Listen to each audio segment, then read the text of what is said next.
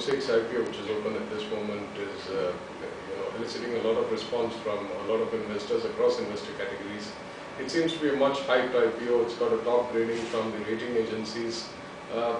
It's definitely a positive issue. It's after a long wait that the market's getting an issue which is worth investing in. Most of the positives are already in the public space. It's got the first mover advantage. It's going to be the first listed stock exchange in India.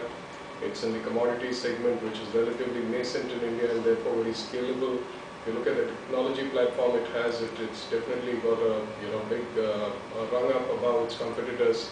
So there are a lot of positives for this issue, all of which is already there in the public space. But the interesting thing is there are certain red herrings which need to be noted before making an investment in this issue. I think the biggest concern around this issue is the fact that this will not be listing on the NSE, and I repeat, it will not be listing on the NSE, which is a premier exchange. Most of the business today is done on the National Stock Exchange, and institutional investors definitely prefer investing at the NSE rather than the BSE. Then you have the fact that it will also not get the same kind of F&O platform that NSE stock gets, and that could also hamper price discovery in the longer term.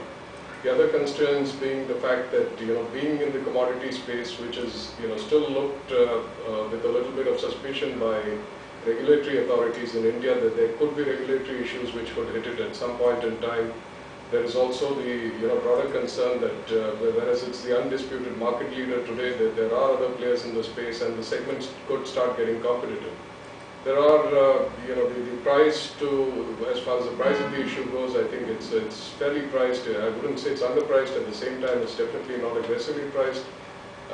At the top end of the band, which is where I believe the book will be closed, you have a PE multiple of about 19 for 5,000, so for the financial year 11-12, and if you take a forward PE for 12-13, it works out to around 15, which makes it par for the course. There is definitely going to be a listing pop.